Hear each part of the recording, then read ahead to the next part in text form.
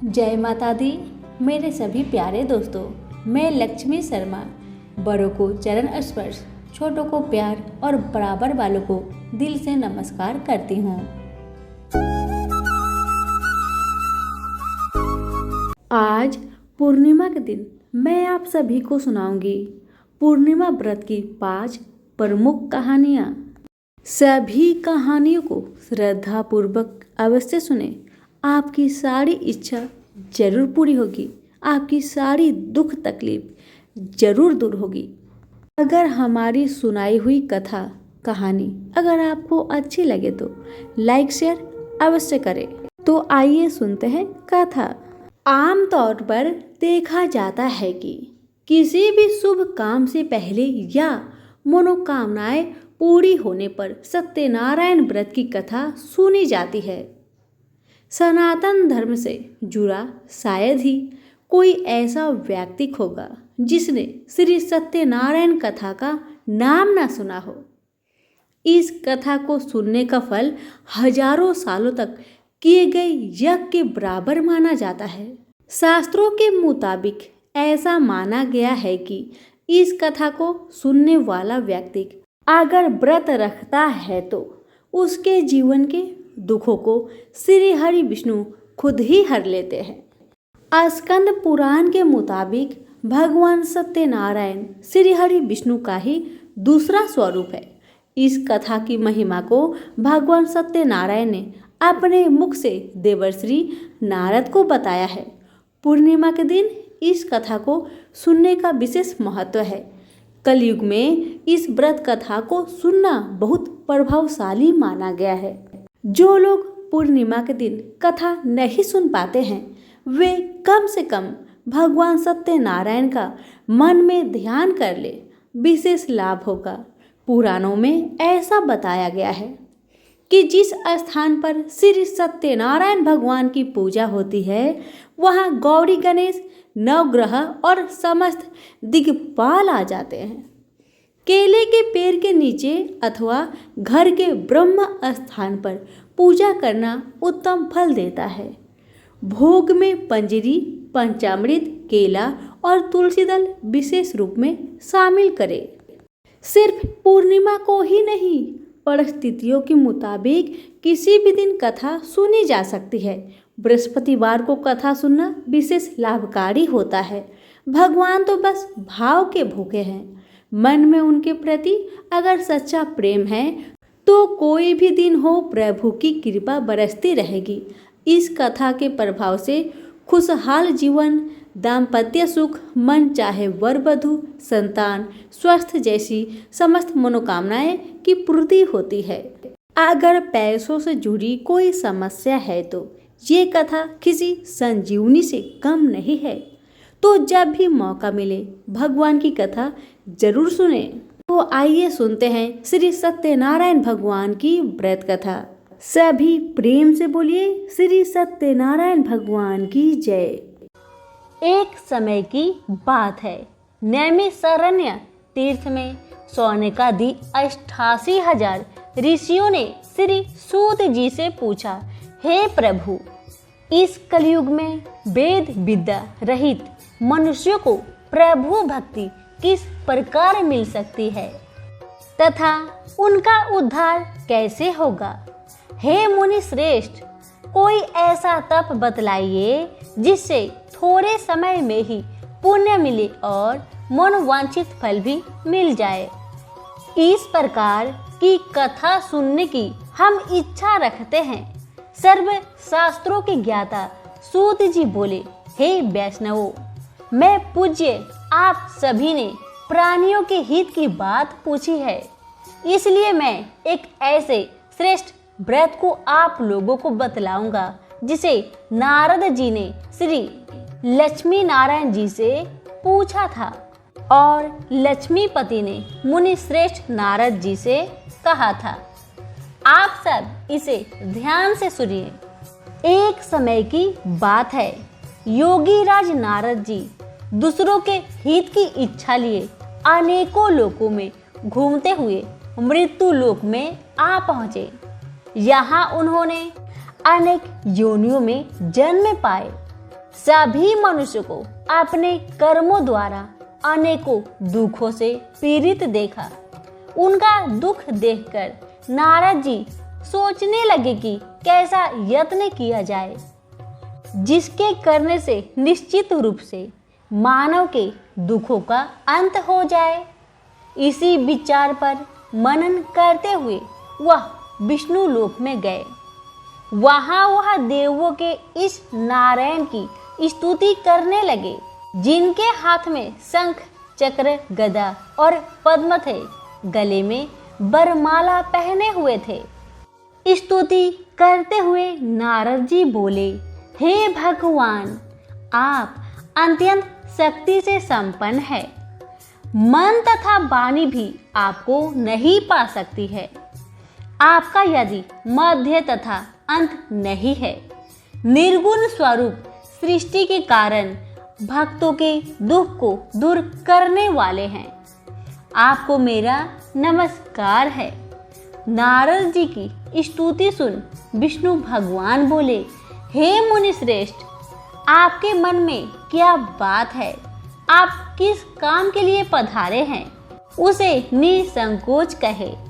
इस पर नारद जी बोले कि मृत्यु लोक में अनेक योनियों में जन्मे मनुष्य अपने कर्मों के द्वारा अनेकों दुख से दुखी हो रहे हैं। हे नाथ, आप मुझ पर दया रखते हैं तो बतलाइए कि वो मनुष्य थोड़े प्रयास से ही अपने दुखों से कैसे छुटकारा पा सकते हैं। श्री हरि बोले, हे नारद, मनुष्य की भलाई के लिए आपने बहुत ही अच्छी बात पूछी है, जिसके करने से मनुष्य मोह से छूट जाता है। वह बात मैं कहता हूँ, उसे सुनिए। स्वर्गलोक व मृत्युलोक दोनों में एक दुर्लभ उत्तम व्रत है जो पुण्य देने वाला है। आज प्रेमवश होकर मैं उसे आपसे कहता हूँ। श्री सत्यनारायण भगवान का यह व्रत अच्छी तरह विधान पूर्वक करके मनुष्य तुरंत ही यहाँ सुख भोग कर मरने पर मोक्ष पाता है। श्री हरि के वचन सुन नारद जी बोले कि उस व्रत का फल क्या है और उसका विधान भी क्या है। यह व्रत किसने किया था? इस व्रत को किस दिन करना चाहिए? सभी कुछ मुझे विस्तार पूर्वक बतलाइए। नारद जी की बात सुनकर श्री हरि बोले, दुख व सुख को दूर करने वाला यह सभी स्थानों पर विजय दिलाने वाला है। मानव को भक्ति व श्रद्धा के साथ शाम को श्री सत्यनारायण की पूजा धर्म परायण होकर ब्राह्मणों व बंधुओं के साथ करनी चाहिए। भक्ति भाव से ही नवद केले का फल, घी, दूध और गेहूं का आटा सवाया ले। गेहूं के स्थान पर साठी का आटा, शक्कर तथा गुड़ लेकर वह सभी भक्षण योग पदार्थों को मिलाकर भगवान का भोग लगाए। ब्राह्मणों सहित बंधु बांधवों को भी भोजन कराए। उसके बाद स्वयं भोजन करे। भजन कीर्तन के साथ भगवान की भक्ति में लीन हो जाए। इस तरह से सत्यनारायण भगवान का यह व्रत करने पर मनुष्य की सारी इच्छाएं निश्चित रूप से पूरी होती है। इस कली काल अर्थात कलियुग में मृत्यु लोक में मोक्ष का यही एक सरल उपाय बताया गया है। इति श्री सत्यनारायण व्रत कथा का प्रथम अध्याय संपूर्ण हुआ। सभी प्रेम से बोले श्री सत्यनारायण भगवान की जय हो। सूत जी बोले, हे ऋषियों, जिसने पहले समय में ही इस व्रत को किया था उसका इतिहास कहता हूँ, ध्यान से सुनो। सुंदर काशीपुरी नगरी में एक अत्यंत निर्धन ब्राह्मण रहता था। भूख प्यास से परेशान हुआ धरती पर घूमता रहता था। ब्राह्मणों से प्रेम करने वाले भगवान ने एक दिन ब्राह्मण का वेश धारण कर उसके पास जाकर पूछे, हे ब्रीप, नित्य दुखी होकर तुम पृथ्वी पर क्यों घूमते हो? दीन ब्राह्मण बोला, मैं निर्धन ब्राह्मण हूँ, भिक्षा के लिए धरती पर घूमता हूँ। हे भगवान, यदि आप इसका कोई उपाय जानते हैं तो बतलाइए। वृद्ध ब्राह्मण कहता है कि सत्यनारायण भगवान मनोवांछित फल देने वाले हैं, इसलिए तुम उनका पूजन करो। इसे करने से मनुष्य सभी दुखों से मुक्त हो जाता है। वृद्ध ब्राह्मण बनकर आए सत्यनारायण भगवान उस निर्धन ब्राह्मण को व्रत का सारा विधान बताकर अंतर ध्यान हो गए। ब्राह्मण मन ही मन सोचने लगा कि जिस व्रत को वृद्ध ब्राह्मण करने को कह गए हैं, मैं उसे जरूर करूंगा। यह निश्चय करने के बाद उसे रात में नींद नहीं आई। वह सवेरे उठकर सत्यनारायण भगवान के व्रत का निश्चय कर भिक्षा के लिए चला गया। उस दिन निर्धन ब्राह्मण को भिक्षा में बहुत सारा धन मिला, जिससे उसने बंधु बांधवों के साथ मिलकर श्री सत्यनारायण भगवान का व्रत संपन्न किया। भगवान सत्यनारायण का व्रत संपन्न करने के बाद वह निर्धन ब्राह्मण सभी दुखों से छूट गया और अनेक प्रकार की संपत्तियों से युक्त हो गया। उसी समय से यह ब्राह्मण हर माह इस व्रत को करने लगा। इस तरह से सत्यनारायण भगवान के व्रत को जो मनुष्य करेगा वह सभी प्रकार के पापों से छूटकर मोक्ष को प्राप्त होगा। जो मनुष्य इस व्रत को करेगा वह भी सभी दुखों से मुक्त हो जाएगा। सूत जी बोले कि इस तरह से नारद जी से नारायण जी का कहा हुआ श्री सत्यनारायण व्रत को मैंने तुमसे कहा, ब्रीपो में अब और क्या कहूँ?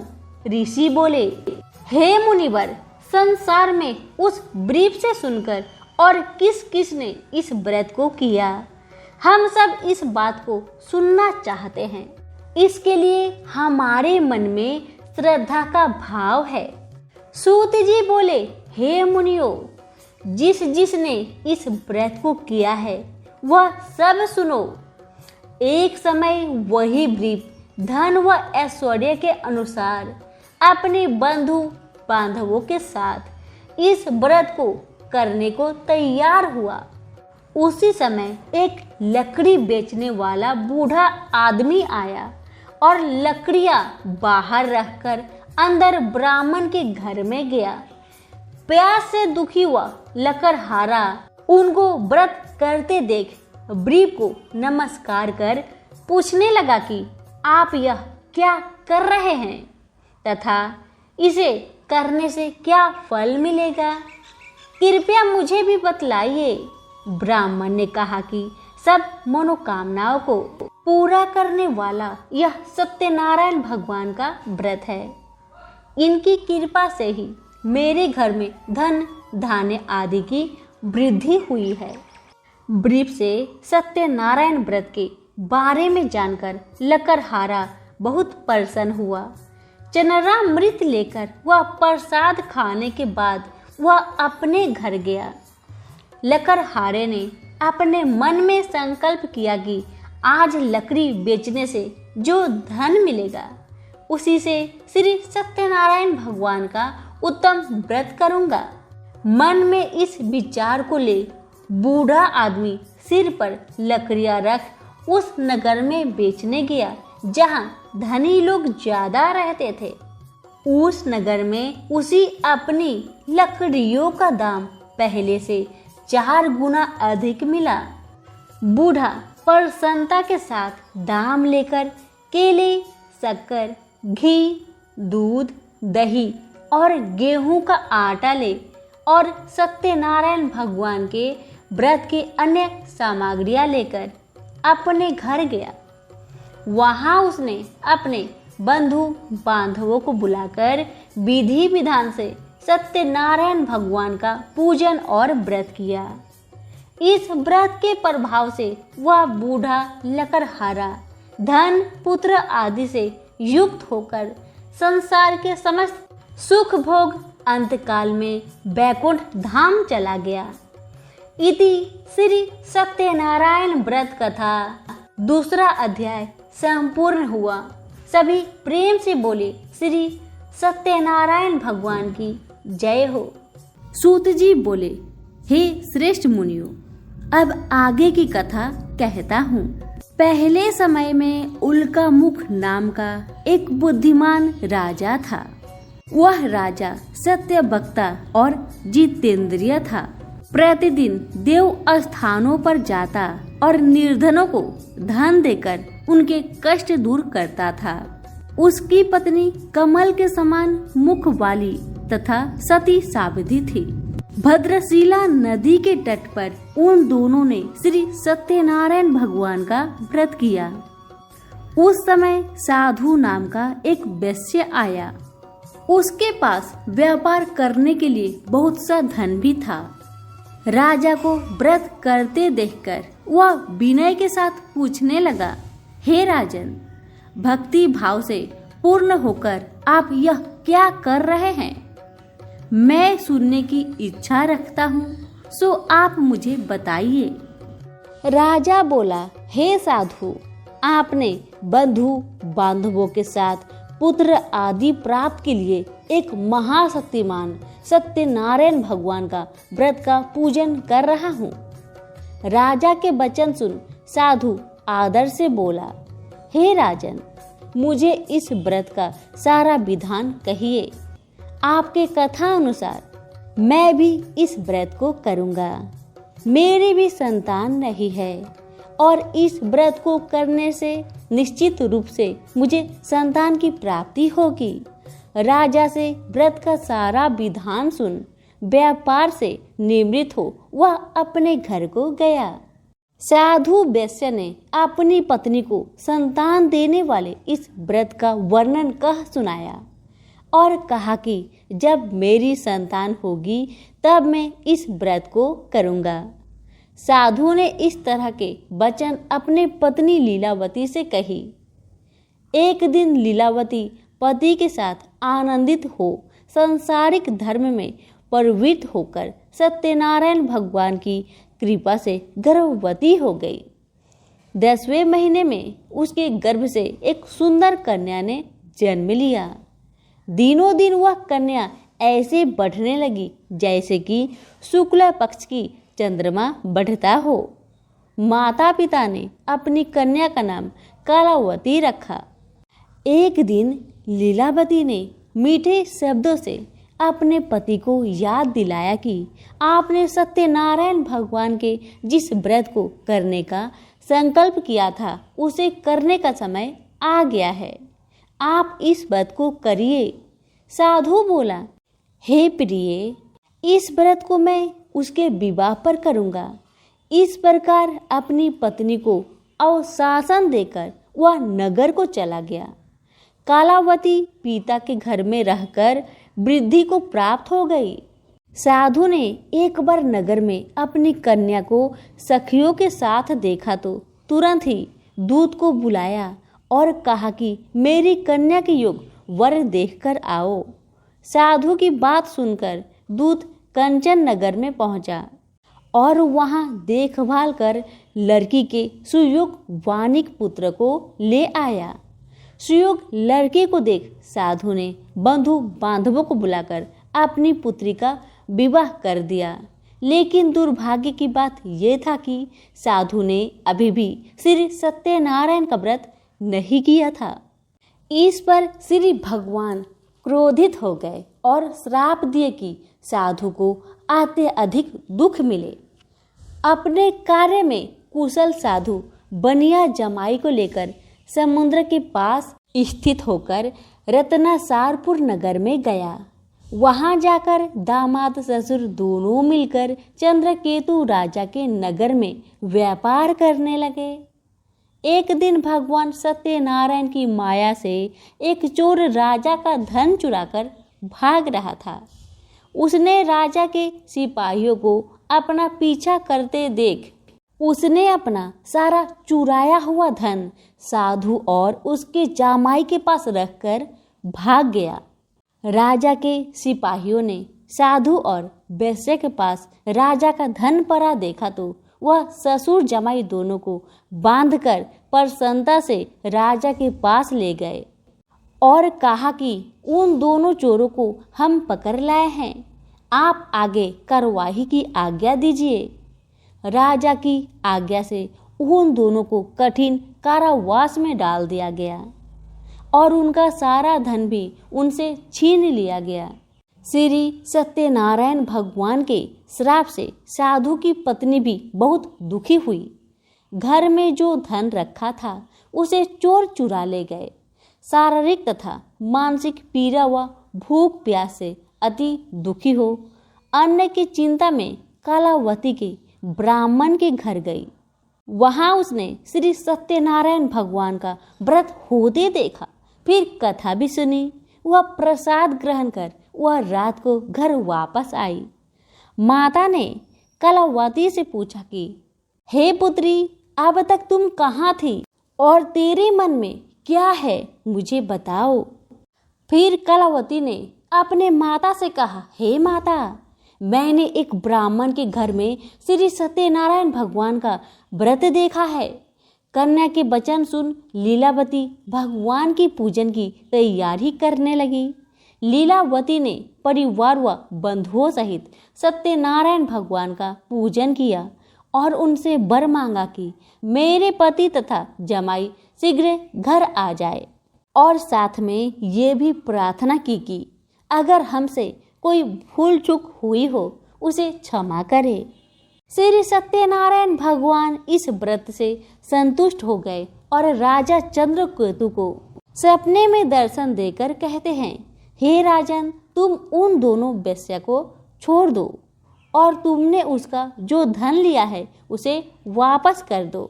अगर ऐसा तुमने नहीं किया तो मैं तुम्हारा धन, राज्य व संतान सभी को नष्ट कर दूंगा।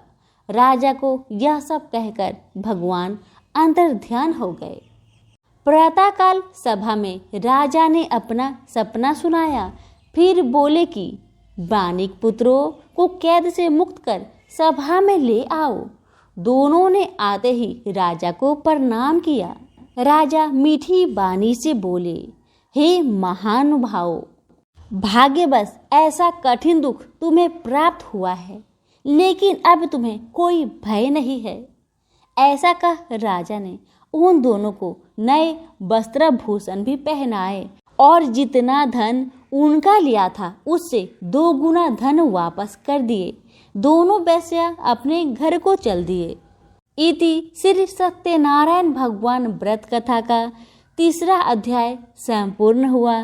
सत्यनारायण भगवान की जय हो। आज मैं सुनाऊंगी सत्यनारायण भगवान की व्रत कथा का 4था अध्याय। कथा को अंत तक जरूर सुनिएगा। कथा। सूत जी बोले, वैश्य ने मंगलाचार कर अपनी यात्रा आरंभ की और अपने नगर की ओर चल दिए। उनकी थोड़ी दूर जाने पर एक दंडी वेशधारी श्री सत्यनारायण ने उनसे पूछा, हे साधु, तेरी नाव में क्या रखा है? अभिमानी बानिक हंसता हुआ बोला, हे दंडी, आप क्यों पूछते हो? क्या मेरी धन लेने की इच्छा है? मेरी नाव में तो बेल व पत्ते भरे हुए हैं। वैश्य के कठोर वचन सुन भगवान बोले, तुम्हारा वचन सत्य हो। दंडी ऐसे वचन कह वहां से दूर चले गए। कुछ दूर जाकर समुद्र के किनारे बैठ गए।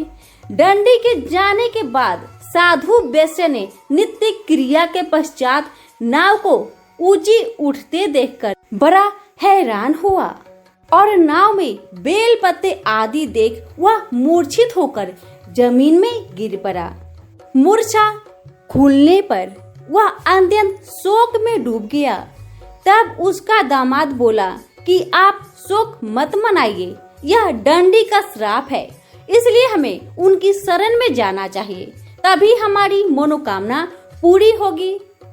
दामाद की बात सुनकर वह डंडी के पास पहुंचा और अत्यंत भक्ति भाव से नमस्कार कर बोला, मैंने आपसे जो असत्य वचन कहे थे उनके लिए मुझे क्षमा करे।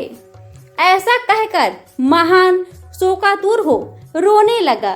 तब डंडी भगवान बोले, हे मानिक पुत्र, मेरी आज्ञा से बार बार तुम्हें दुख प्राप्त हुआ है, तू मेरी पूजा से विमुख हुआ है। साधु बोला, हे भगवान, आपकी माया से ब्रह्मा आदि देवता भी आपके रूप को नहीं जानते, तब मैं अज्ञानी कैसे जान सकता हूँ। आप प्रसन्न होइए, अब मैं सामर्थ्य के अनुसार आपकी पूजा करूँगा। मेरी रक्षा करो और पहले के समान नौका में धन भर दे। साधु वैश्य की भक्ति पूर्वक वचन सुनकर भगवान प्रसन्न हो गए और उसकी इच्छा अनुसार वरदान देकर अंतर ध्यान हो गए। ससुर जमाई जब नाव पर आए तो नाव धन से भरी हुई थी। फिर वही अपने अन्य साथियों के साथ सत्यनारायण भगवान का पूजन कर अपने नगर को चल दिए। जब नगर के नजदीक पहुँचे तो दूत को घर पर खबर करने के लिए भेज दिया गया। दूत साधु की पत्नी को प्रणाम कर कहता है कि मालिक अपने दामाद सहित नगर के निकट आ गए हैं। दूत की बात सुन साधु की पत्नी लीलावती ने बड़े हर्ष के साथ सत्यनारायण भगवान का पूजन कर अपनी पुत्री कलावती से कहा कि मैं अपने पति के दर्शन को जाती हूँ, तू कार्य पूर्ण कर शीघ्र आ जाना। माता के ऐसे वचन सुन कलावती जल्दी से प्रसाद छोड़ अपने पति के पास चली गई। प्रसाद की अवज्ञा के कारण श्री सत्यनारायण भगवान रुष्ट हो गए और नाव सहित उसके पति को पानी में डुबो दिए।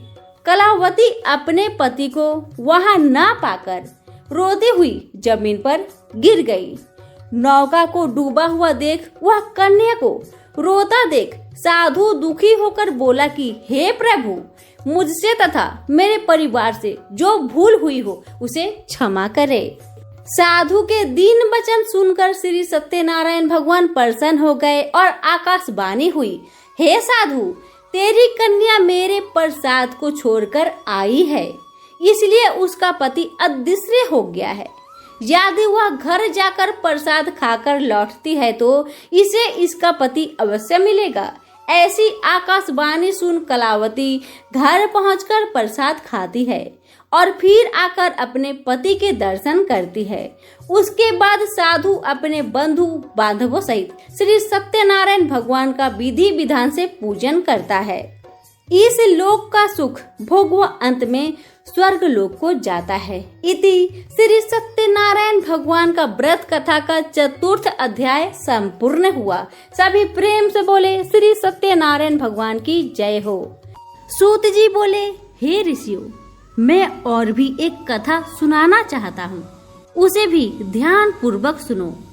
प्रजा पालन में लीन तुंगध्वज नाम का एक राजा था। उसने भी भगवान का प्रसाद त्याग कर बहुत ही दुख सहन किया। एक बार वन में जाकर वन्य पशुओं को मारकर वह बर के पेड़ के नीचे आया। वहां उसने गौ वालों को भक्ति भाव से अपने बंधुओं सहित सत्यनारायण भगवान का पूजन करते देखा।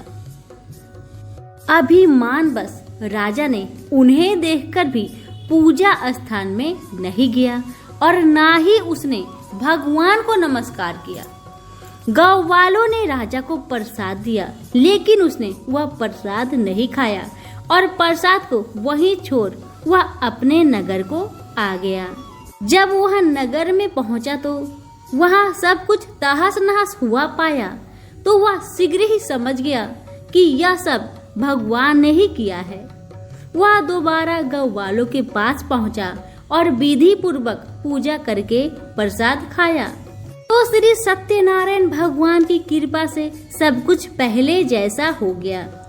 दीर्घ काल तक सुख भोगने के बाद मरणोपरांत उसे स्वर्ग लोक की प्राप्ति हुई।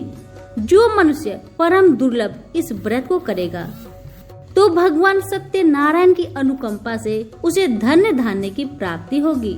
निर्धन धनी हो जाता है और भय मुक्त हो जीवन जीता है। संतानहीन मनुष्य को संतान सुख मिलता है और सारे मनोरथ पूर्ण होने पर मानव अंत काल में बैकुंठ धाम को जाता है। सूत जी बोले, जिन्होंने पहले इस व्रत को किया है, अब उनके दूसरे जन्म की कथा कहता हूँ। वृद्ध सतानंद ब्राह्मण ने सुदामा का जन्म लेकर मोक्ष की प्राप्ति की। लकड़हारे ने अगले जन्म में निषाद बनकर मोक्ष प्राप्त किया। उल्का मुख नाम का राजा दशरथ होकर बैकुंठ को गए। साधु नाम के वैश्य ने मोरध्वज बनकर अपने पुत्र को आरे से चिरकर मोक्ष पाया। महाराज तुंगध्वज ने स्वयंभू होकर भगवान में भक्ति युक्त हो कर्म कर मोक्ष पाया। अभी प्रेम से बोले, सत्यनारायण भगवान की जय हो। श्री कृष्ण भगवान की जय। भगवान श्री कृष्ण जी एक दिन अपने माता से कहने लगे कि इस भूमंडल पर एक अत्यंत प्रसिद्ध राजा चंद्रहास से पालित अनेक प्रकार के रत्नों से परिपूर्ण कातिका नाम की एक नगरी थी। वहाँ पर धनेश्वर नाम का एक ब्राह्मण था और उसकी स्त्री अति सुशीला रूपवती थी। दोनों ही उस नगरी में बड़े प्रेम के साथ रहते थे। घर में धन धान्य आदि की कोई कमी नहीं थी। उनको एक बड़ा दुख था कि उनका कोई भी संतान नहीं था। इस दुख से वह अत्यंत दुखी रहते थे। एक समय एक बड़ा तपस्वी योगी उस नगरी में आए। वह योगी उस ब्राह्मण के घर को छोड़कर अन्य सब घरों से भिक्षा लाकर भोजन किया करते थे, पर रूपवती से वह कभी भी भिक्षा नहीं लिया करते थे। उस योगी ने एक दिन रूपवती से भिक्षा न लेकर किसी अन्य घर से भिक्षा लेकर गंगा किनारे जाकर भिक्षान को प्रेम पूर्वक खा रहे थे कि धनेश्वर ने योगी का यह सब कार्य किसी प्रकार से देख लिया। अपनी भिक्षा के अनादर से दुखी होकर धनेश्वर योगी से बोला, हे महात्मन, आप सब घरों से भिक्षा लेते हैं, परंतु मेरे घर की भिक्षा कभी भी नहीं लेते। इसका क्या कारण है? योगी कहने लगे कि निसंतान के घर की भीख पतितों के अन्न के तुल्य होती है और जो पतितों का अन्न खाता है वह भी पतित हो जाता है। चूंकि तुम निसंतान हो, अतः पतित हो जाने के भय से मैं तुम्हारे घर की भिक्षा नहीं लेता हूँ। धनेश्वर यह बात सुनकर अपने मन में बहुत दुखी हुआ और हाथ जोड़कर योगी के पैरों में गिर पड़ा तथा अर्थ भाव से कहने लगा, हे महाराज, यदि ऐसा है तो आप मुझको पुत्र प्राप्ति का कोई उपाय बताए। आप सर्वज्ञ है, मुझ पर अवश्य ही यह कृपा कीजिए। धन की मेरे घर में कोई कमी नहीं, परंतु मैं पुत्र न होने के कारण अत्यंत दुखी रहता हूँ। आप मेरे इस दुख का हरण करें। आप सामर्थ्यवान हैं। यह सुनकर योगी कहने लगे, हे ब्राह्मण, तुम चंडी की आराधना करो। घर आकर उसने अपनी स्त्री से सब वृत्तांत कहा और स्वयं तप के निमित्त वन में चला गया। वन में जाकर ब्राह्मण ने माँ चंडी की उपासना की और उपवास भी किया।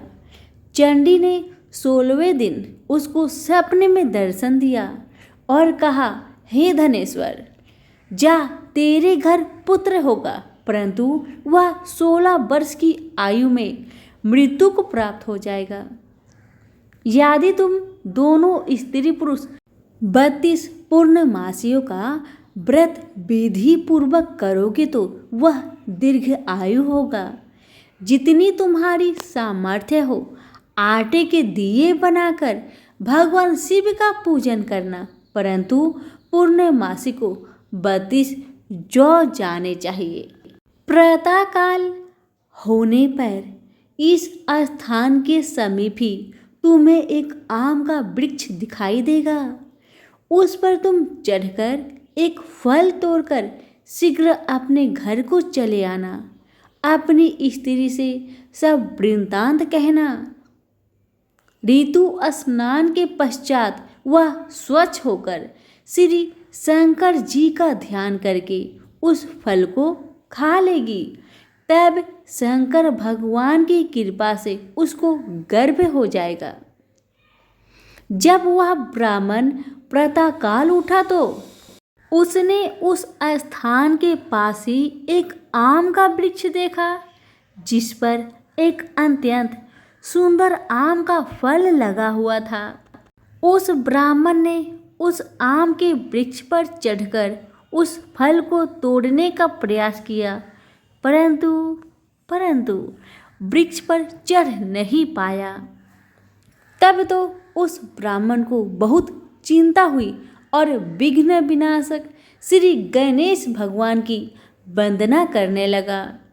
हे दयानिधे, अपने भक्तों के विघ्नों का नाश करके उनके मंगल कार्यों को करने वाले, दुष्टों का नाश करने वाले, रिद्धि सिद्धि के देने वाले, आप मुझ पर कृपा करके इतना बल दीजिए कि मैं अपने मनोरथ को पूर्ण कर सकूं।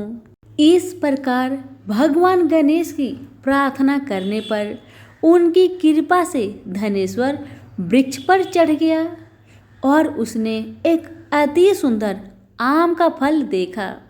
उसने विचार किया कि जो वरदान से फल मिला था वह यही है और कोई फल दिखाई नहीं देता। उस धनेश्वर ब्राह्मण ने जल्दी से उस फल को तोड़कर अपनी स्त्री को लाकर दे दिया और उसकी स्त्री ने अपने पति के कथा अनुसार उस फल को खा लिया और वह गर्भवती हो गई। देवी जी की असीम कृपा से उसे एक अत्यंत सुंदर पुत्र उत्पन्न हुआ, जिसका नाम उन्होंने देवीदास रखा। माता पिता के हर्ष और शौक के साथ वह बालक शुक्ल पक्ष की चंद्रमा की भांति अपने पिता के घर में बढ़ने लगा। भवानी की कृपा से वह बालक बहुत ही सुंदर, सुशील और विद्या पढ़ने में बहुत ही निपुण हो गया। दुर्गा जी की आज्ञा अनुसार उसकी माता ने 32 पूर्णमासी का व्रत रखना प्रारंभ कर दिया, जिससे उसका पुत्र बड़ी आयु वाला हो जाए। 16वां वर्ष लगते ही देवीदास के माता पिता को बड़ी चिंता हो गई कि कहीं उनके पुत्र की इस वर्ष मृत्यु न हो जाए। इसलिए उन्होंने अपने मन में विचार किया कि यदि यह दुर्घटना उनके सामने हो गई तो वे कैसे सहन कर सकेंगे। अस्तु उन्होंने देवीदास के मामा को बुलवाया और कहा कि हमारी इच्छा है कि देवीदास 1 वर्ष तक काशी में जाकर विद्या अध्ययन करे और उसको अकेला भी नहीं छोड़ना चाहिए, इसलिए साथ में तुम चले जाओ और 1 वर्ष के पश्चात इसको वापस लौटा लाना। सब प्रबंध करके उसके माता पिता ने काशी जाने के लिए देवीदास को एक घोड़े पर बैठाकर उसके मामा को उसके साथ कर दिया, किंतु यह बात उसके मामा या किसी और से नहीं कही। धनेश्वर ने सपत्नीक अपने पुत्र की मंगल कामना तथा दीर्घ आयु के लिए भगवती दुर्गा की आराधना और पूर्णमासियों का व्रत करना आरंभ कर दिया। इस प्रकार बराबर 32 पूर्णमासी का व्रत पूरा किया। कुछ समय पश्चात एक दिन वह दोनों मामा और भांजा मार्ग में रात्रि बिताने के लिए किसी ग्राम में ठहरे हुए थे। उस दिन उस गांव में एक ब्राह्मण की अत्यंत सुंदरी, सुशीला, विदुषी और गुणवती कन्या का विवाह होने वाला था।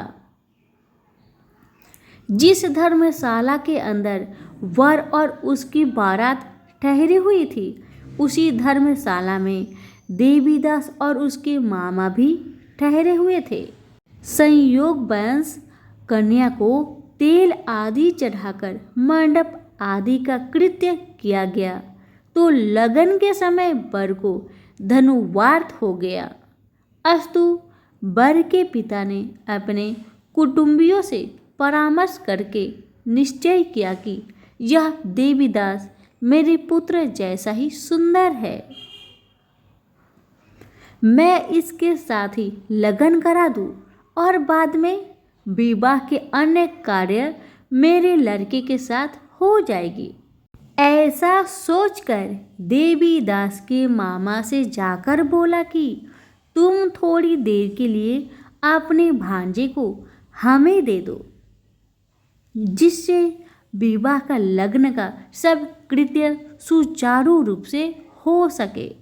तब उसका मामा कहने लगा कि जो कुछ भी मधुपर्क आदि कन्यादान के समय वर को मिले वह सब हमें दिया जाए तो मेरा भांजा इस बारात का दूल्हा बन जाएगा। यह बात वर के पिता ने स्वीकार कर लेने पर उसने अपना भांजा वर बनने को भेज दिया और उसके साथ सब विवाह कार्य रात्रि में विधि पूर्वक संपन्न हो गया। पत्नी के साथ वह भोजन न कर सका और अपने मन में सोचने लगा कि न जाने यह किसी स्त्री होगी। वह एकांत में इसी सोच में गरम निश्वास छोड़ने लगा तथा उसकी आंखों में से आंसू भी आ गए। तब वधू ने पूछा कि क्या बात है, आप इतने उदासीन व दुखी क्यों हो रहे हैं। तब उसने सब बातें जो वर के पिता व उसके मामा में हुई थी उसको बतला दिया। तब कन्या कहने लगी कि यह ब्रह्म विवाह के विपरीत हो कैसे सकता है। देव, ब्राह्मण और अग्नि के सामने मैंने आपको ही अपना पति बनाया है, इसलिए आप ही मेरे पति हैं। मैं आपकी ही पत्नी रहूंगी, किसी अन्य की कदापि नहीं। तब देवीदास ने कहा, ऐसा मत करिए क्योंकि मेरी आयु बहुत थोड़ी है। मेरे पश्चात आपकी क्या गति होगी, इन बातों को अच्छी तरह विचार लो। परंतु वह दृढ़ विचार वाली थी, बोली कि जो आपकी गति होगी वह मेरी गति होगी। हे स्वामी, आप उठिए और भोजन करिए, आप निश्चय ही भूखे होंगे। इसके बाद देवीदास और उसकी पत्नी दोनों ने भोजन किया तथा शेष रात्रि वो सोते रहे। प्रातःकाल देवीदास ने अपनी पत्नी को तीनों नगों से जड़ी हुई एक अंगूठी दी, एक रुमाल दिया और बोला, हे प्रिय, इसे लो और संकेत समझकर स्थिर चित हो जाओ। मेरा मरण और जीवन जानने के लिए एक पुष्प वाटिका बना लो, उसमें सुगंधि वाली एक नव मल्लिका लगा लो, उसको प्रतिदिन जल से सींचा करो और आनंद के साथ खेलो, कूदो और उत्सव मनाओ। जिस समय और जिस दिन मेरा प्रांत होगा ये फूल सूख जाएंगे और जब यह फिर हरे हो जाए तो जान लेना कि मैं जीवित हूँ। यह बात निश्चय करके समझ लेना, इसमें कोई संशय नहीं है। यह समझाकर वह चला गया। प्रातःकाल होते ही वहाँ पर गाजे बाजे बजने लगे और जिस समय विवाह के कार्य समाप्त करने के लिए वर तथा सब बाराती मंडप में आए तो कन्या ने वर को भली प्रकार से देखकर अपने पिता से कहा कि यह मेरा पति नहीं है, मेरा पति वही है जिनके साथ रात्रि में मेरा पानी ग्रहण हुआ था। इसके साथ मेरा विवाह नहीं हुआ है। यदि यह वही है तो बताइए कि मैंने इसको क्या दिया। मधुपर्क और कन्यादान के समय जो मैंने भूषण आदि दिए थे उन्हें दिखाए तथा रात में मैंने क्या गुप्त बातें कही थी वह सब सुनाए। पिता ने उसके कथा अनुसार वर को बुलवाया। कन्या की यह सब बातें सुनकर वह कहने लगा कि मैं कुछ नहीं जानता। इसके पश्चात लज्जित होकर वह अपना सा मुंह लेकर चला गया और सारी बारात भी अपमानित होकर वहां से लौट गई। भगवान श्री कृष्ण बोले, हे माता, इस प्रकार देवीदास काशी विद्याध्ययन के लिए चला गया। जब कुछ समय बीत गया तो काल से प्रेरित होकर एक सर्प रात्रि के समय उसको डसने के लिए वहां पर आया। उस विषधर के प्रभाव से उसके शयन के स्थान चारों ओर से विष की ज्वाला से विषैला हो गया, परंतु व्रतराज के प्रभाव से उसको काटने न पाया, क्योंकि पहले ही उसके माता ने 32 पूर्णिमा का व्रत कर रखा था। इसके बाद मध्य के समय स्वयं काल वहां पर आया और उसके शरीर से उसके प्राणों को निकलने का प्रयत्न करने लगा, जिससे वह मूर्छित होकर पृथ्वी पर गिर पड़ा। भगवान की कृपा से उसी समय पार्वती जी के साथ श्री शंकर जी वहां पर आ गए। उसको मूर्छित दशा में देखकर पार्वती जी ने भगवान शंकर से प्रार्थना की कि हे महाराज, इस बालक की माता ने पहले 32 पूर्णिमा का व्रत किया था, जिसके प्रभाव से हे भगवान आप इसको प्राण दान दे। भवानी के कहने पर भक्त वत्सल भगवान श्री शिव जी ने उसको प्राण दान दे दिया। इस व्रत के प्रभाव से काल को भी पीछे हटना पड़ा और देवीदास स्वस्थ होकर बैठ गया। उधर उसकी स्त्री उसके काल की प्रतीक्षा किया करती थी। जब उसने देखा कि उस पुष्प वाटिका में पत्र पुष्प कुछ भी नहीं रहे तो उसको अत्यंत आश्चर्य हुआ और जब वह वैसे ही हरी भरी हो गई तो वह जान गई कि वह जीवित हो गए हैं। यह देखकर वह बहुत प्रसन्न मन से अपने पिता से कहने लगी कि पिताजी, मेरे पति जीवित हैं, आप उनको ढूंढिए। जब 16वां वर्ष व्यतीत हो गया तो देवीदास भी अपने मामा के साथ काशी चल दिया। इधर उसे ससुर उसको ढूंढने के लिए अपने घर से जाने वाले ही थे कि वह दोनों मामा भांजा वहां पर आ गए। उसको आया देखकर उसका ससुर बड़ी प्रसन्नता के साथ अपने घर में ले आया। उस समय नगर के निवासी भी वहां इकट्ठे हो गए और सबने निश्चय किया कि अब से ही इसी बालक के साथ इस कन्या का विवाह हुआ था। उस बालक को जब कन्या ने देखा तो पहचान लिया और कहा कि यह वही है जो संकेत करके गया था। तदुपरांत सभी कहने लगे कि भला हुआ जो यह आ गया और सब नगर वासियों ने आनंद मनाया।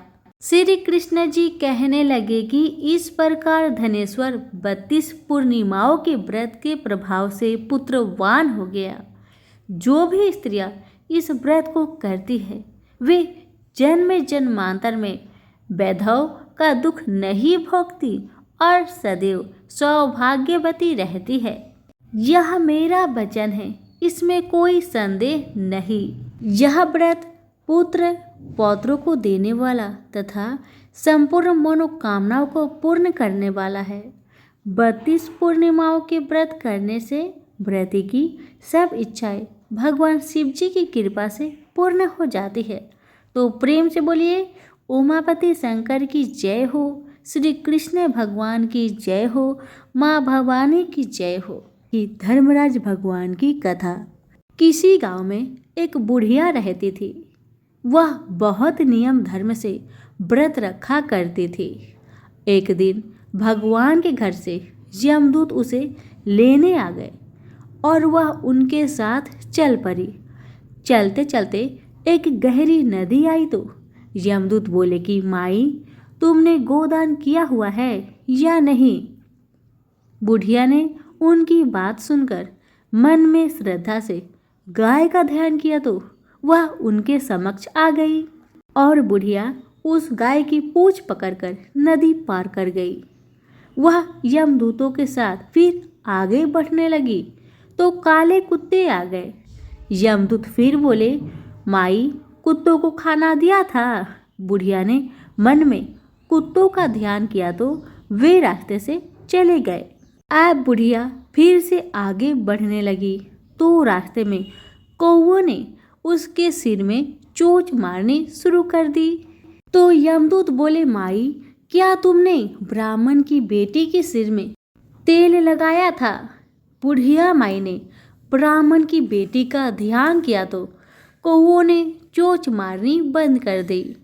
कुछ आगे बढ़ने पर बुढ़िया के पैर में कांटे चुभने लगे तो यमदूत बोले, माई, क्या तुमने खराउ आदि दान की है?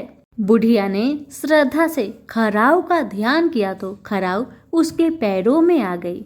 बुढ़िया फिर आगे बढ़ी तो चित्रगुप्त जी ने यमराज से कहा कि आप किसे लेकर आए हो? यमराज जी बोले कि बुढ़िया ने दान पुण्य तो बहुत किए हैं लेकिन धर्मराज जी का कुछ नहीं किया है, इसलिए आगे द्वार इसके लिए बंद है।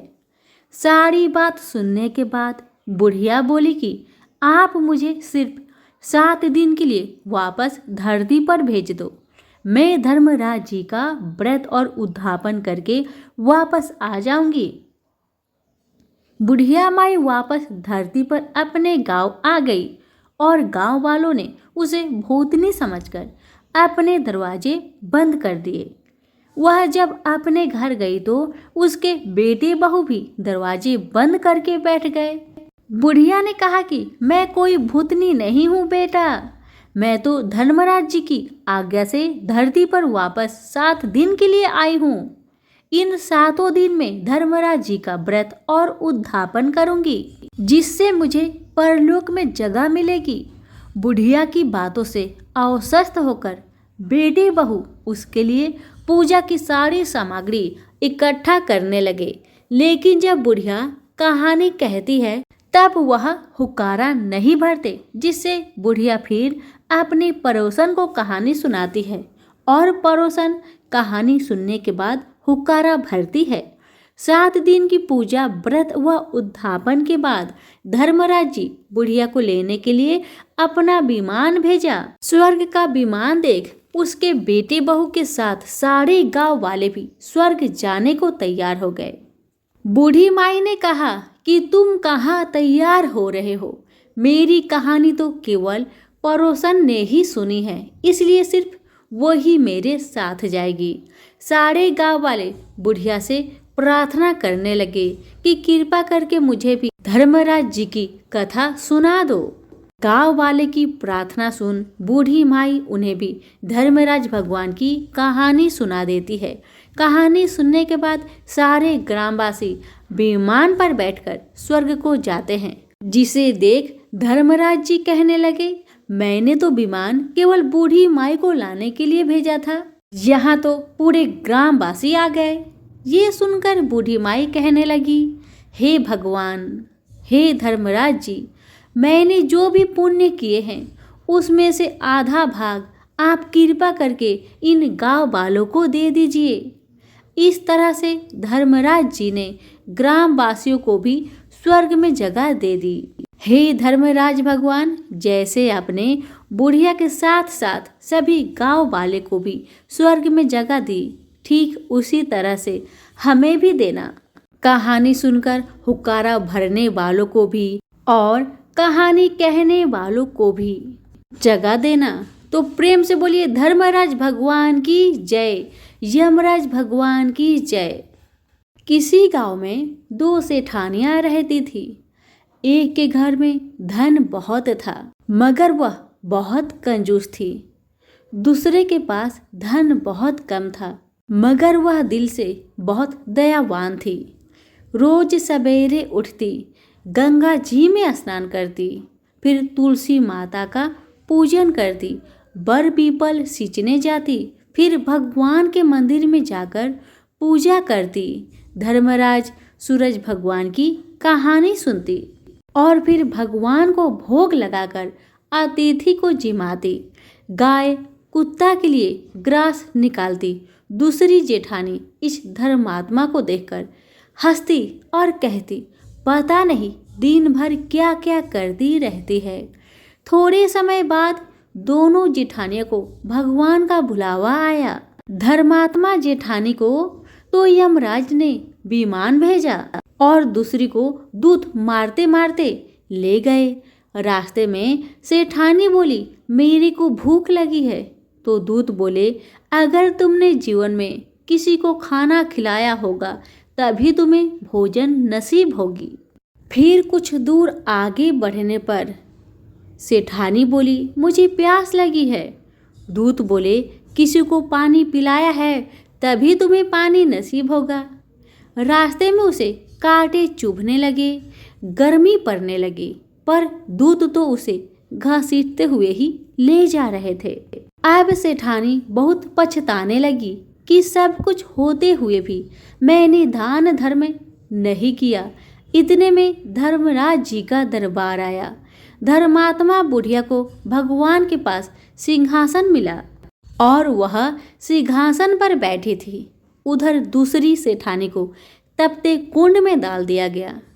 अब सेठानी यमराज से प्रार्थना करने लगी, हे भगवान, मेरे गलती को क्षमा करे, मुझे 1.25 पहर का जीवन दान दे दीजिए। मेरे भाग्य में जितने भी दंड लिखे हैं मैं वापस आकर सारे दंड को भोग लूंगी। यमराज भगवान बहुत दयावान हैं। उन्होंने बोले, ठीक है। सेठानी के शरीर में वापस प्राण डाल दिए गए। प्राण संचार आते ही पंडितों को बुलाकर सेठानी ने धर्मराज की कथा सुनी, सब तरह से दान धर्म किया। इतने में समय पूरा हो गया। अब की बार धर्मराज भगवान ने अपना विमान भेजा। 1.25 पहर का दान धर्म से सेठानी को स्वर्ग मिला। हे धर्मराज भगवान, जैसे आपने सेठानी पर कृपा करी वैसे हम सब पर करना। सभी प्रेम से बोले धर्मराज भगवान की जय। जय श्री कृष्णा। आज पूर्णिमा के दिन मैं आप सभी को सुनाने जा रही हूँ श्रीमद् गीता पाठ का यह अध्याय। श्रद्धापूर्वक सुनने मात्र से मिलती है मनोवांछित फल की प्राप्ति। भगवान श्री कृष्ण बोले, हे पार्थ, मुझ में मन लगाकर मेरी ही आश्रय होकर योगाभ्यास करते हुए मेरे स्वरूप का तुम्हें संचय रहित पूर्ण ज्ञान कैसे होगा, सो तुम सुनो। विज्ञान के सहित वह पूर्ण ज्ञान में मैं तुम्हें सुनाता हूँ, जिसके जानने से तुमको इस लोक में और कुछ जानना शेष ना रहेगा। सहस्त्रों मनुष्यों में से कोई एक सिद्धि प्राप्ति के लिए यत्न करता है। उन यत्न करने वाले सिद्धों में से भी कदाचित ही कोई बिरला ही मुझे ठीक से जान पाता है। पृथ्वी, जल, अग्नि, वायु, आकाश, मन, बुद्धि और अहंकार, यह 8 प्रकार की मेरी प्रकृति है। इस प्रकृति को अपरा, अचेतन अर्थात जड़ कहते हैं। और हे महाबाहो, इससे दूसरी प्रकृति चेतन है, जिसने संपूर्ण जगत धारण किया है। इन्हीं प्रकृतियों से सब प्राणी मात्र उत्पन्न होते हैं। ऐसा जानो, यह प्रकृतियाँ हमसे ही उत्पन्न हुई है। इस प्रकार सब जगत की उत्पत्ति और प्रलय का कारण मैं ही हूँ। हे धनंजय, जिस प्रकार धागे में मणि पिरोई जाती है, उसी प्रकार यह संसार मुझ में ही गूंथा हुआ है। मुझसे बड़े कुछ भी नहीं है। हे कुंती पुत्र, जल में रस में मैं ही हूँ, चंद्रमा और सूर्य में प्रकाश में मैं ही हूँ, सब वेदों का सार मैं ही हूँ, आकाश में शब्द तथा पुरुषों में पौरुष में मैं ही हूँ। हे अर्जुन, पृथ्वी में सुगंध तथा अग्नि में तेज मैं ही हूँ, सब प्राणियों में जीवन और तपस्वियों में तप मैं ही हूँ। हे पार्थ, समस्त प्राणियों में सनातन बीज रूप मुझको ही जानना, बुद्धिमानों में बुद्धि रूप और तेजस्वियों में तेज में मैं ही हूँ। हे भारत, काम और रोग सहित बलवान पुरुषों में बल और पुरुषों में धर्म के विरुद्ध जाने वाला काम मैं ही हूँ। जितने भी स्वास्तिक राजस तामस पदार्थ है, वे सब मुझसे ही उत्पन्न हुए हैं, परंतु उनमें मैं नहीं रहता हूँ। यह सब मुझ में है। सत्य रज तम, इन तीनों गुणों के प्रभाव से यह सारा जगत मोहित हो रहा है। इस कारण यह इससे परे मुझ अव्यय परमात्मा को नहीं जानता। यह मेरी गुणमयी और दिव्य माया अति दुष्कर है। जो मुझको अनन्य भाव से भजते हैं, वे इस माया को पार कर जाते हैं।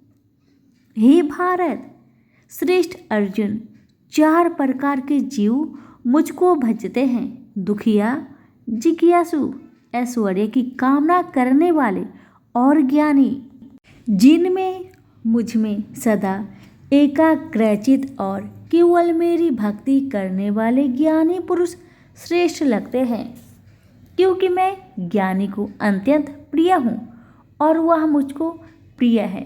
यद्यपि ये सभी भक्त श्रेष्ठ है, यथापि ज्ञानी तो मेरी आत्मा ही है, क्योंकि वह मुझ में ही मन लगाकर मुझको ही सर्वोत्तम गति मान मेरा ही आश्रय ग्रहण करता है।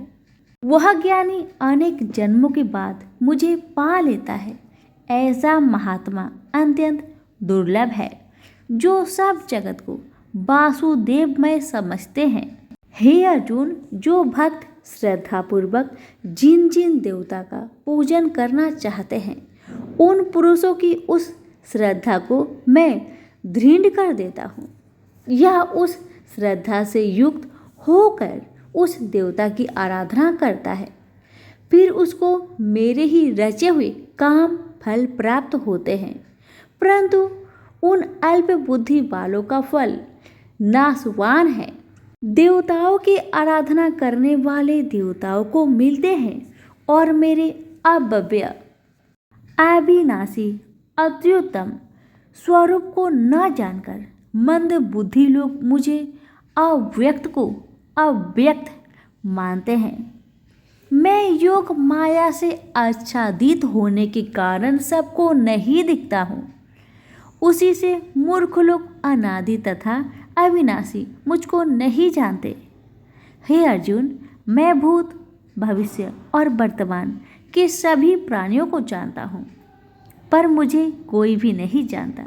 हे भारत, हे परंतप, इच्छा और देश से उत्पन्न होने वाले सुख दुख आदि द्वंद्वों के मोह से जगत के सभी प्राणी भ्रम में फंस जाते हैं। जिन पुण्य आत्माओं के पाप नष्ट हो गए हैं, वे पुरुष धंध के मोह से छूटकर दृढ़ निश्चय करके मेरी भक्ति करते हैं। जो आश्रय लेकर जीवन मरण से दूर करने के अथक प्रयत्न करते हैं। वे पुरुष ब्रह्मा, आत्मज्ञान और संपूर्ण कर्म को जानते हैं। जो अधिभूत, अधिदेव और अधियज्ञ इन सब में व्यापक मुझे जान पाते हैं, वे समाधिनिष्ठ पुरुष मरण काल में मुझको जानते हैं। प्रेम से बोले श्री कृष्ण भगवान की जय। बहुत समय पहले की बात है। एक गांव में एक सास और बहू रहा करती थी। सास अपनी बहू को खाना नहीं देती थी। बहू रोज नदी पर जाती तो जाते समय अपने घर से आटा ले जाती। नदी के पानी से आटा गूंथती। गणेश भगवान के मंदिर की दीपक से घी लेती। भोग में से गुड़ लेती। पास के शमशान में बाटी सेकती। बाटी में घी गुड़ मिलाकर चूरमा बनाती और गणेश भगवान को भोग लगाकर खुद जिम लेती। ऐसा करते बहुत दिन हो गए। यह देखकर गणेश जी भगवान को बहुत आश्चर्य हुआ और उन्होंने अपने नाक पर उंगली रख ली। बहू तो घर आ गई, परंतु जब दूसरे दिन मंदिर के पट खुले तो लोगों ने देखा गणेश जी नाक पर उंगली रखे हैं। ये देखकर मंदिर में भीड़ एकत्रित हो गई। गांव के लोगों ने हवन पूजा की, पर गणेश भगवान ने उंगली नहीं उतारी। तब सारे गांव में कहला दिया गया कि जो कोई गणेश जी भगवान के नाक से उंगली हटाएगा उसे हमारे राजा जी बहुत धन दौलत देंगे। बहू ने सासू से कहा, सासू जी मैं कोशिश करूंगी। तब सास बोली, इतने बड़े पंडित विद्वान कोशिश कर लिया, अब तू क्या करेगी। सब लोग मंदिर के बाहर एकत्रित हो गए। बहू घूंघट निकालकर अंदर गई, पर्दा लगाया और गणेश जी से हाथ जोड़कर बोली, विघ्नहर्ता, मैं मेरे घर से आटा लाती, लोगों का चढ़ाया घी गुड़ लेती, शमशान में बाटी सेकती, उसमें आपको क्या आपत्ति हुई। आपको मुंह से उंगली हटानी पड़ेगी। गणेश जी ने सोचा इसकी बात तो माननी पड़ेगी। इसने पहले मेरी भोग लगाया, यह तो मेरी भक्त है। गणेश जी भगवान ने उंगली हटा ली और बहू को आशीर्वाद दिया कि इस गांव में सभी प्रेम से रहेंगे। बहू मंदिर से बाहर आई। हे गणेश जी भगवान, जैसे बहू का मान बढ़ाया वैसे ही सबका मान बढ़ाना, सभी की रक्षा करना। तो प्रेम से बोलिए गणेश महाराज की जय हो।